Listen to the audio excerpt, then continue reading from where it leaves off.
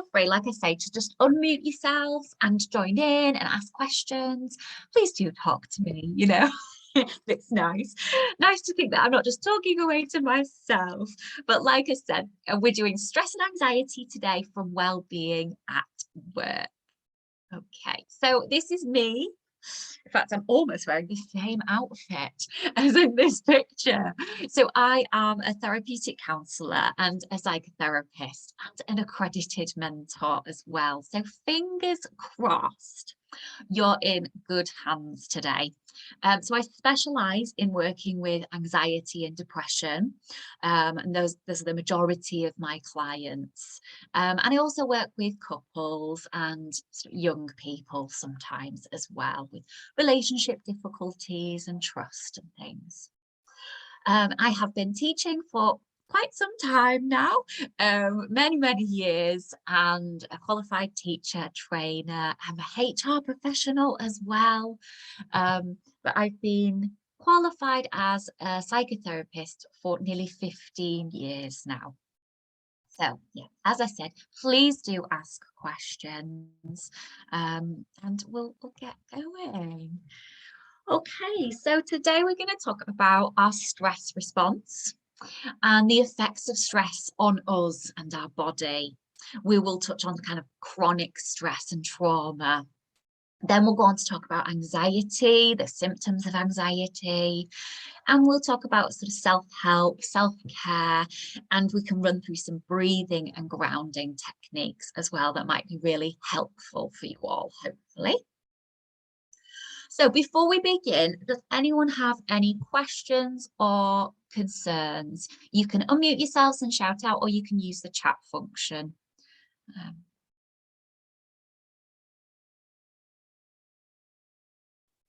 No? I will take the silence as a no. Okay. Right then, so stress. So stress and our reaction to it is completely normal. And actually, it's a really important function. It keeps us safe. We react to low levels of stress in a really helpful way. So if you're a little bit stressed before an exam or a job interview or something, it means you try a little bit harder, you try your best, and it can even be a little bit exhilarating. So a little bit of stress can feel good, really good. As you can see with the images here, it's our fight or flight sort of instinct that's kicking in when we feel a bit of stress. So it's a little part of your brain towards the sort of back center with the vagus nerve in there, and it reacts to this stress. So like we said, a tiny bit of stress is great. We work harder, we have faster reactions as a result. It also means that we will move out of the way instinctively if there's danger. So if something's, you know, a car's hurtling towards you, perhaps at speed, you're going to move out the way quickly without overthinking it. And that's that sort of stress response, that fight or flight has kicked in. So it's good. But too much of this stress response, and actually it's really bad for us. So both mentally and physically, it can be really bad for us. We'll go into the sort of physical symptoms in a second, but too much stress can lead to anxiety disorders and depression. It can lead to all kinds of physical health problems, and you can get stuck in actually what's called the freeze response. So we've all heard of fight or flight, probably, but actually the even more primitive response, a bit more extreme, is to freeze. So if you are under extreme stress, then sometimes we actually freeze, and we can get stuck in that if we're too stressed out and too anxious. Okay, so this is the part where you all have to take part, I'm afraid. But what symptoms of stress have any of you ever experienced or are aware of from others? You'll have to unmute yourselves or pop it into the chat box for me. It's the point where everyone goes shy as well. Feeling nervous? Feeling nervous. Yeah, definitely. So just feeling kind of on edge and nervous. Great. Some good answers here. Getting the sweats. Absolutely. Really sweaty. IBS symptom. Painful, uncomfortable stomach, bloating, and sometimes diarrhea. Overthinking. Yeah. Running through things a million times in your head, particularly when you're trying to sleep, which is not ideal, is it? Shaky, paranoia sometimes. Yeah. Oh, interesting. Pain in shoulders and across the back. Yes, definitely. Because when we go into that fight or flight response, we're ready to fight something off or to run away. So we tense everything up. Our jaw and our shoulders and our neck and everything tenses up, ready to kind of run or fight.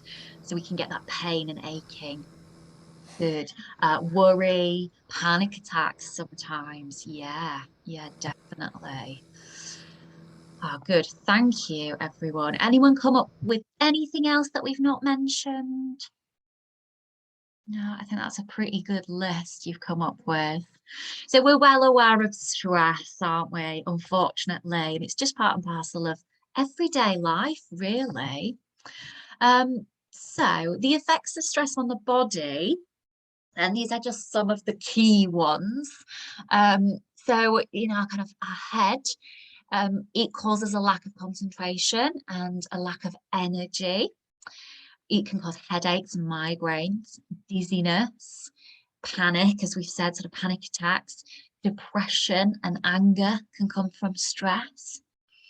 If we move down the body, our heart rates increase. Again, it's that fight or flight response, isn't it? Your heart starts beating really quickly to flood your muscles with oxygen, ready again to run away or fight something off. But in doing so, it increases your blood pressure. So long-term stress or stress that lasts for too long a period, even if it's short-term, it's quite intense, can lead to issues with your blood pressure, issues with high cholesterol, angina, and heart attacks are more likely as well. Even nosebleeds are more likely because of this increased blood pressure.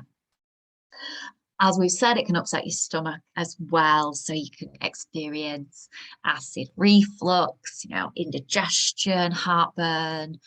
It can lead to stomach ulcers as well. So that's like a hole forming in your stomach lining from excessive acid, which is really, really painful, very painful. Your stomach can be upset, like we said, sort of IBS symptoms as well. And it can change our appetite. So we tend to go one way or the other with our appetite when we're stressed. And some people eat lots more. They will stress eat, and it's a comfort to them in the short term. So they might gain weight. And some people go completely off food, cannot face it, might start feeling nauseous or even being sick and can't eat. And so they might actually lose weight as well. I tend to do one or the other. If we carry on then to the other side of this image, stress suppresses your immune system. Great. So when we go into that fight or flight response, we're ready to fight something off or run away. So your body shuts down all the systems that it sees as unimportant in that moment. And bizarrely, that includes our immune system. So you're more likely to catch colds. In the case at the moment, sadly, COVID. It also increases any inflammation levels that you have in your body, which is fine for a lot of us. But if you have any underlying health conditions like arthritis or fibromyalgia or any autoimmune problems already, then this increased inflammation and suppressed immune system is really not good. As you can see then below, that is issues with our muscles and bones. So your muscles being flooded with all this oxygen that it actually probably doesn't need, because in reality, nowadays we don't live in caves, so we're not going to be fighting animals off or anything like that. It can cause this muscle tightness and tension that we've talked about. So it's going to be painful potentially, and it will actually break down the proteins in your muscles too. So actually too much stress starts to wear away your muscles, basically. It also leads to kind of joint pain as a result of all that tension, and can lower your bone density, which is not a good thing, obviously. It puts you at risk as you get older of things like osteoporosis. And then the last part on this, if I haven't scared you enough, is decreased hormone production. So a reduced sex drive, libido, and reduced fertility as well. So we think of a little bit of stress as not too bad, and a little bit isn't too bad, like we said. Tiny bit can be exhilarating. And can make us do well, but too much stress or too prolonged stress isn't going to do us any good in our body or our minds. Okay, so we've mentioned this fight or flight thing. And we've got kind of two things that are going on when we sense danger. We've got perception, which is our conscious awareness. We detect cues around us that either imply safety or danger. Sometimes we call it our gut instinct. So your gut can tell you a lot. Your gut and your mind are actually very closely linked. So gut instinct, always listen to it, would be my advice. So we look around us, we take in our surroundings, how it feels, who is around us, what do they look like. All sounds very judgmental, but it's all there to protect us. So we perceive things as potentially a danger, and that can make us obviously react in this stress reaction if we see something or sense something that perhaps makes us feel uncomfortable. Someone looks a bit dodgy and it's dark at night and you're walking alone, perhaps quite rightly, you get that sense of danger, of a potential danger, and your fight or flight response just starts to kick in to keep you safe. We also have something called neuroception, which is how our nervous system actually automatically evaluates risk without our conscious awareness. So that's really interesting, I think. So basically, in a nutshell, our brains will pattern match subconsciously. So if you have experienced any danger or trauma in the past, your brain will have taken in all of that situation. So who was involved? What did it look like at the time? Was it dark? Was it light? What was the weather like? What did it smell like? Was the grass being cut at the time, or when something horrible happened to you, was there a smell of someone's perfume or aftershave? Your brain's taken all that in subconsciously and you're not aware of it. But then all of those little things could trigger this reaction within you, and this stress reaction comes back because of a smell or a sound or how somebody looks or a location perhaps. So you've got this neuroception going on as well, subconsciously, to keep us safe again. Sometimes obviously that's not ideal.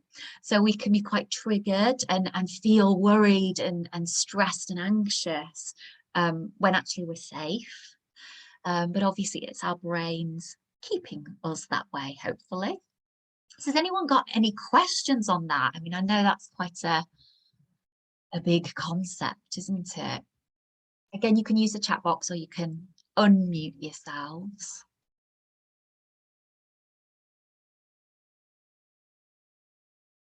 No? Okay. No worries. All right, so we talked about this kind of repeated stress. We have too much stress or it repeats, if it lasts for too long, then it could lead to sort of chronic stress and trauma, um, which can lead us to burn out, actually. So when we experience chronic or repeated stress, we can get stuck in fight or flight. So it leads to all of those issues that we just talked about, like high blood pressure, elevated stress hormones, anxiety, insomnia, all kinds of physical health problems, as well as how you're feeling mentally. And when it goes as far as trauma, then sometimes we can get stuck in that freeze response. So not fight or flight, but actually the next part of freeze, so immobilization. So again, we get lots of psychological as well as physical problems with that. So the psychological ones can be things like disassociation, you might have heard of, avoidance, struggling to communicate with people, as well as all of those physiological issues, like we were saying before, with your organs, like high blood pressure and stomach upsets and things like that. So chronic stress or trauma can really have a significant impact on our bodies as well as our minds. And it can be tricky, not impossible, but it can be tricky just to break that cycle of being stuck there in that sort of defensive mode. But it's absolutely possible with the right treatment. Okay, so that leads us really nicely into anxiety. And I promise, once we've talked about anxiety, we will also talk about how you guys can help yourselves. So it's not all theory, it's going to be a lot more what we can do for ourselves to keep ourselves feeling well. Okay, but anxiety then is very similar. It's basically stress, but exaggerated stress. So anxiety occurs when the stressor, the thing that stressed you, has gone, but actually you're still feeling all those symptoms of stress. So your mind and your body are reacting in the same way as stress, but it's not gone away when the stressor does. So you get stressed before an exam, the exam happens, and normally you're like, phew, really relaxed afterwards. But with anxiety, the exam is over, but the stress doesn't go. It may change into, oh, how did I answer that question? And, oh, I'm going to have failed. And, beating yourself up about it and overthinking everything. So someone with anxiety has exaggerated feelings of apprehension on a regular basis, or for some people, an almost continuous basis. It can be really difficult. Anxiety disorders are really common, really, really common. So pre-COVID, roughly 1 in 6 of us were diagnosed as having some type of anxiety disorder. So we could argue the statistics were probably higher than that. So there'll be lots of people that haven't gone and got a diagnosis. And then post-COVID, I dread to think how high those statistics might actually be. But a lot of us experience anxiety. It's very, very common. So those symptoms are the same as we were talking about with stress, of feeling uneasy and tension. There's muscle tensions that we were talking about, headaches, migraines, upset stomach, and all that acid reflux and indigestion, nausea, stomachache, dry mouth, reduced libido, sweating, increased heart rate, trouble concentrating, panic attacks, feelings of shortness of breath and confusion. Depression can come from anxiety. A lot of people who experience anxiety long term end up depressed because of it. And there's a lot of skin disorders that are linked to anxiety as well, like eczema and psoriasis, and even alopecia, so losing your hair, often is linked to anxiety. Not for everyone, but it is for some. Okay, so treatment-wise, though, there's lots that can be done. So there's medication out there that can be really helpful for some people. It has its place, definitely, and for some people it's life-changing. So there's antidepressants and anti-anxiety medications, and the two are used interchangeably. So antidepressants, for example, can be useful for depression, anxiety, but they can also be useful for other things like pain. So lots of medication are used for numerous things. So meds have a place, but counselling, talking therapies can be very, very useful for anxiety, and in particular CBT, cognitive behavioural therapy. A lot of you probably will have heard of that. It's the one that you tend to get on the NHS if you've got anxiety as well. So it can be really helpful in teaching you to manage your thoughts and your behaviours, not necessarily the underlying cause of the anxiety. That's more counselling, psychotherapy, but it helps you to deal with the symptoms of it. But in addition to that, relaxation, self-care, meditation, exercise, so just getting out and about, walking, or more formal exercise, going to the gym, doing some yoga maybe, and a really healthy diet. So a healthy, balanced diet is really important for someone with any mental health problem. Oh, no worries, Mike. Thank you for letting me know. So yes, please do access the recording to see the rest.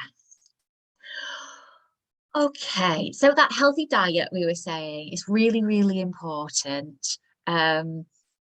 Avoiding stimulants in particular, and I know I just sound mean when I say that, but caffeine, alcohol, street drugs, of course, all of these things don't do your mental health much good, and they're not great for anxiety or depression actually, but stress and anxiety can be made worse by these in excess. So by all means, have a coffee in the morning, enjoy yourselves, or a drink at the weekend, but drinking things like that, alcohol, caffeine excess, will impact negatively on your mental health as well as your physical health as well. So try your best to be nice and healthy. Okay. So it's really important, therefore, that we seek professional help if we're experiencing any mental health issues. Equally, those around you. If you're worried about a colleague or a friend or a family member, perhaps they need to seek professional help, either from their GP or from a private practitioner. But there's loads we can do for ourselves as well, and you can encourage other people to do. So that self-care we were kind of talking about a little bit, talking to a professional, but also just to friends and family, someone you love and trust, not to absolutely everyone, obviously, but a few people, a select few that you know and love, and can share everything with.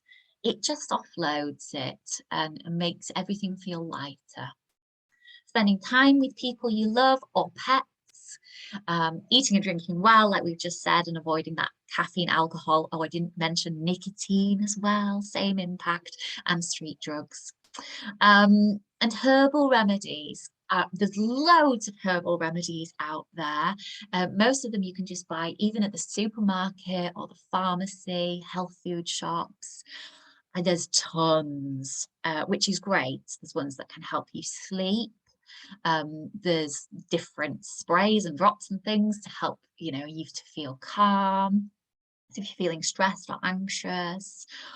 all kinds of different things. There are naturally occurring antidepressants and anti-anxiety medications out there, which is great. You can even grow some in your own garden or a pot. But be mindful if you're taking any medication on prescription.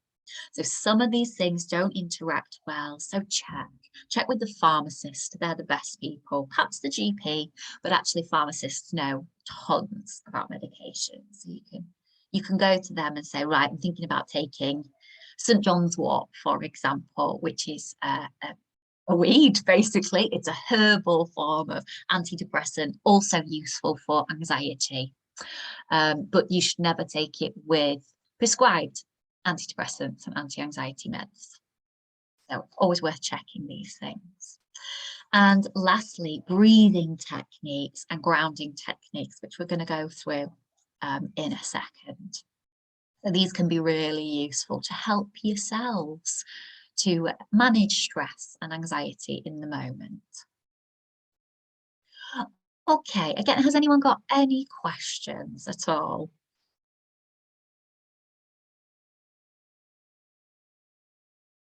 No? Okay, lovely.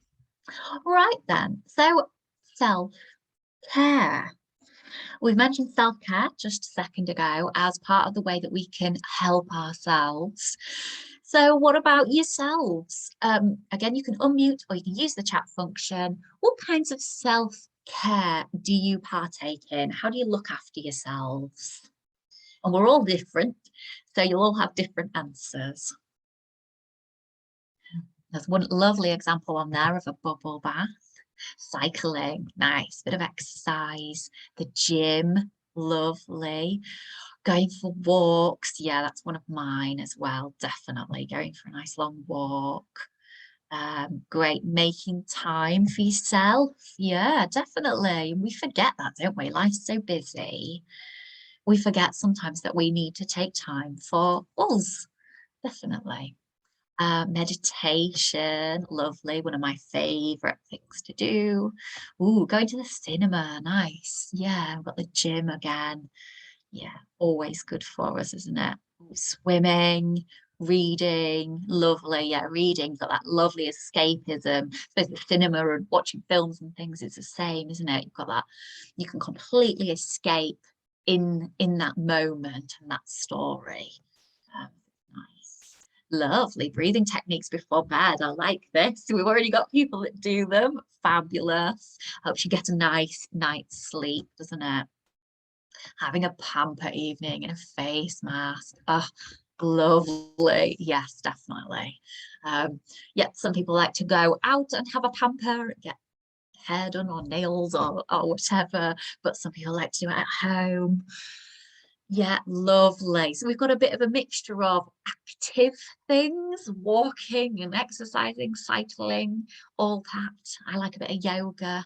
And we've got some kind of calmer, more still things like reading and breathing techniques and things. All are very valid and really good ways to look after yourself. So fantastic, well done. You know, sometimes we need reminding, don't we, to do self-care. Good. So these were just a few of the examples, and you've come up with most of them, if not more.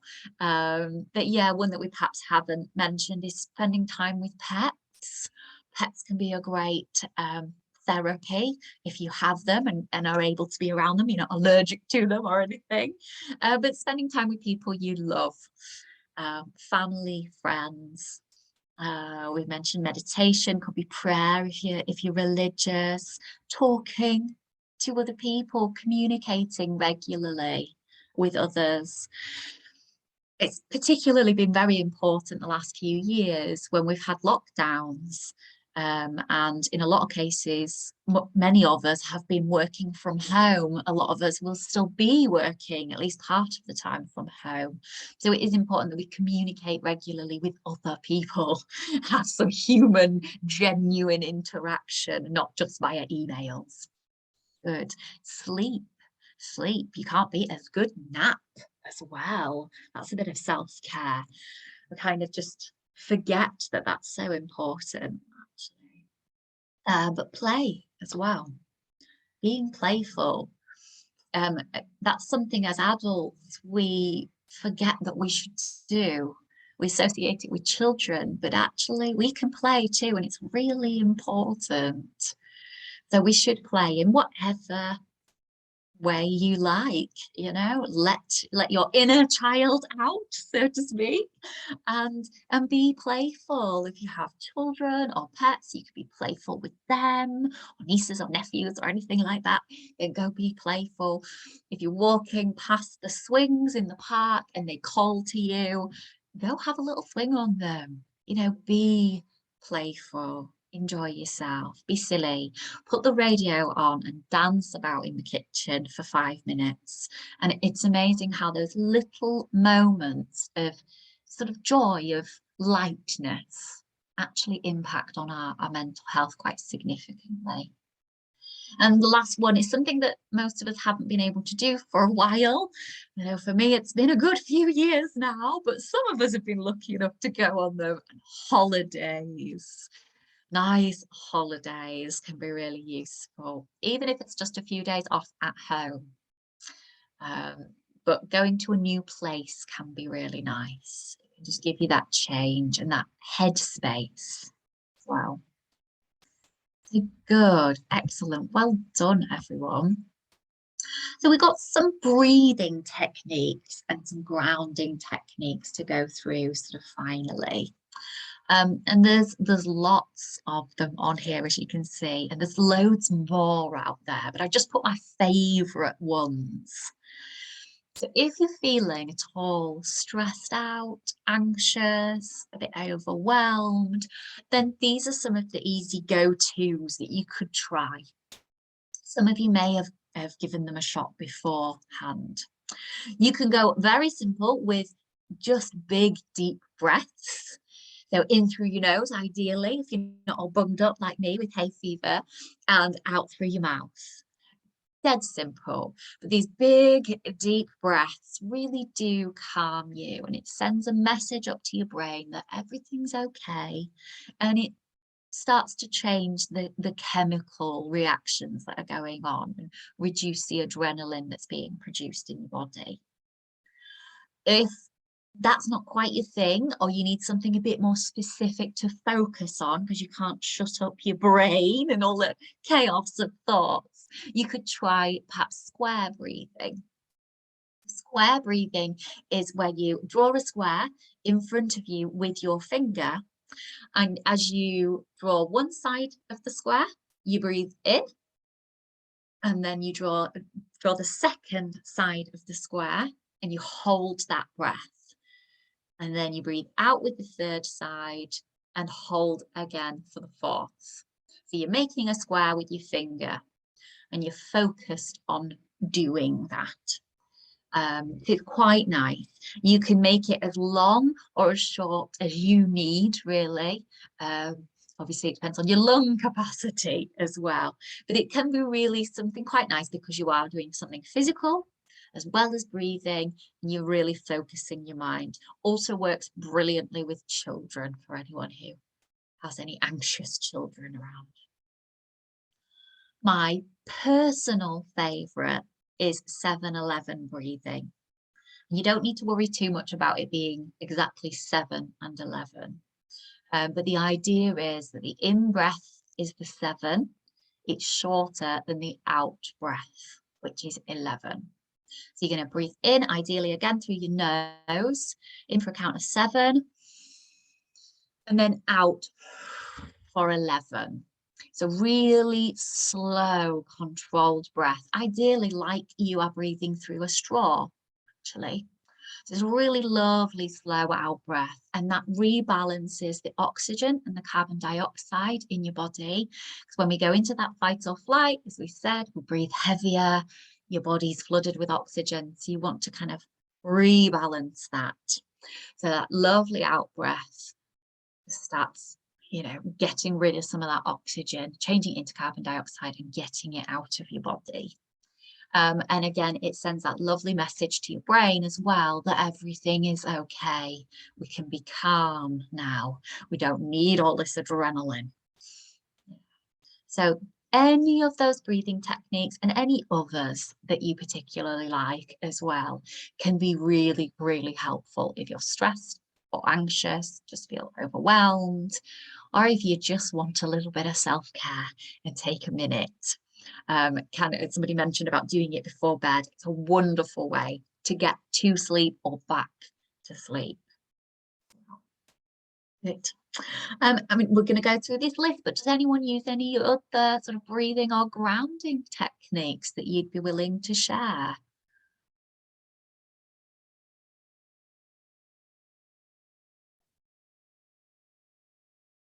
No, none specifically.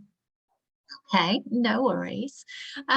So grounding wise, grounding can be a really useful thing to do, because basically you're up in your thoughts.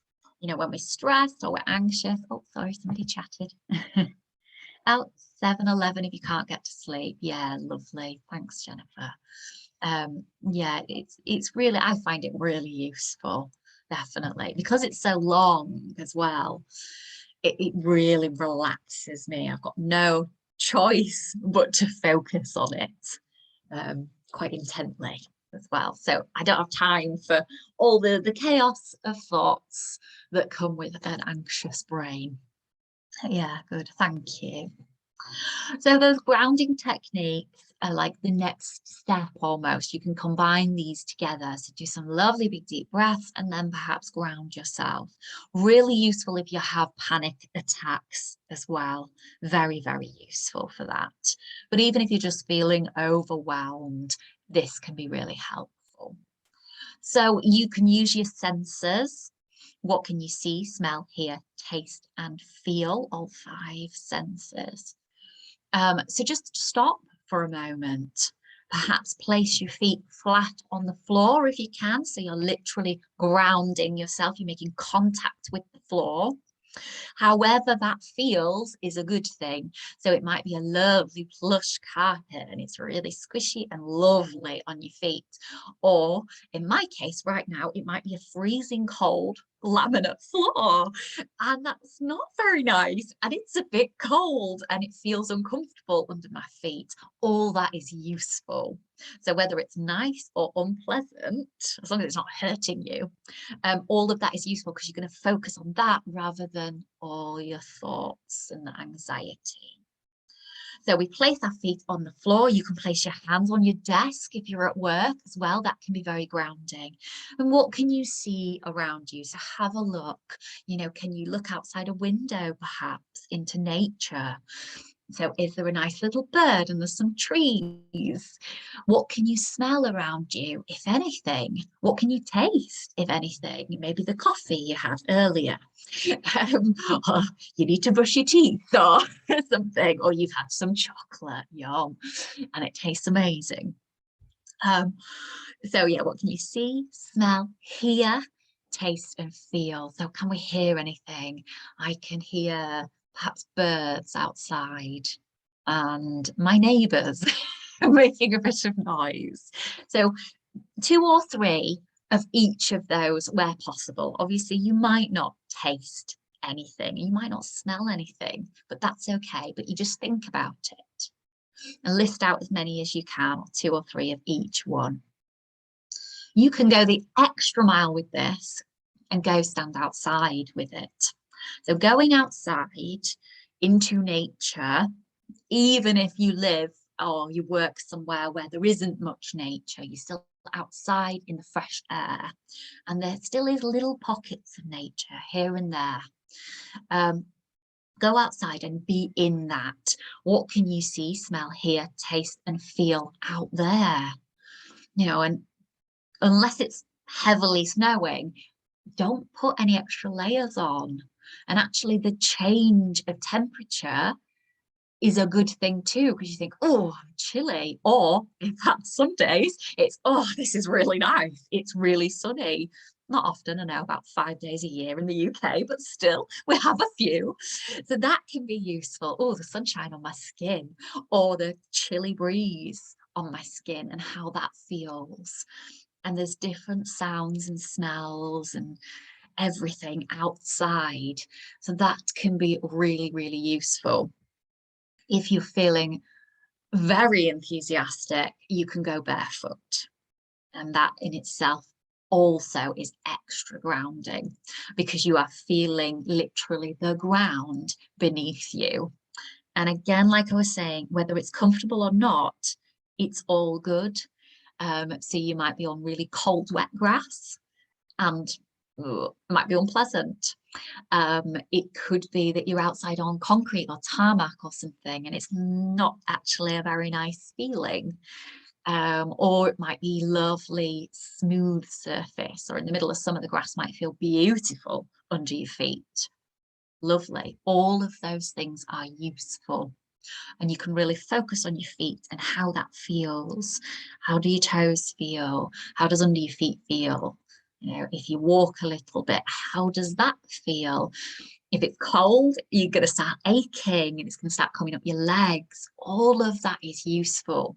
So you haven't got a chance to think about all of the things you're stressing over and all of these possibilities that are going around your head if your feet are a bit uncomfortable or really comfortable even, and you're focused on that. Okay, hopefully that makes sense. There are a couple of others listed on here we'll run through. So drinking a cold glass of water, or splashing cold water on your face, even running it on your wrists can be really useful, but that will cool your blood. So if it's freezing cold, it's going to be a bit of a shock to you. But drinking a cold glass of water, especially if you can drink it reasonably quick, I mean, don't choke, obviously, but drink a cold glass of water. And it kind of almost shocks your system a little bit. It's a bit of a surprise in your mouth as it's going down and as it hits your stomach. And it really focuses you. Just the same as splashing it on your face. So if you're at work and you're feeling stressed, you can go to the bathroom, smash loads of cold water on your face, do some lovely big deep breaths, maybe hold on to the sink, you know, and you're grounding yourself in several ways. And the last one on there is to list. And list supermarkets is my go-to, but you can list anything you like. If you're feeling stressed, anxious, overwhelmed, even angry, similar sort of response in our brain, list something. So choose something simple, easy. That's why I choose supermarkets. If you are focused on how many supermarkets can you name, Asda and Tesco and Aldi and Waitrose, and you know, you're going through all of them and desperately trying to find different names, you don't have chance again to think of all the things that are stressing you out. But it works with anything you can list, anything that's boring, ideally, not something you're really passionate about. The reaction that's happening in your vagus nerve, causing the stress and anxiety, is actually the same reaction that happens when we're excited. It's the same thing, but we interpret it in a different way. So you don't want to list out things that you are passionate about, because actually it's encouraging this same reaction to take place in your brain. So something boring, supermarkets, bridges, the states of America, if you know any of them. I think I know about 2. Yeah, anything you find a bit boring. Different types of trees, perhaps, or the names of flowers or something. Yeah. Okay. Does anyone have any questions or anything they'd like to add to the breathing and grounding techniques?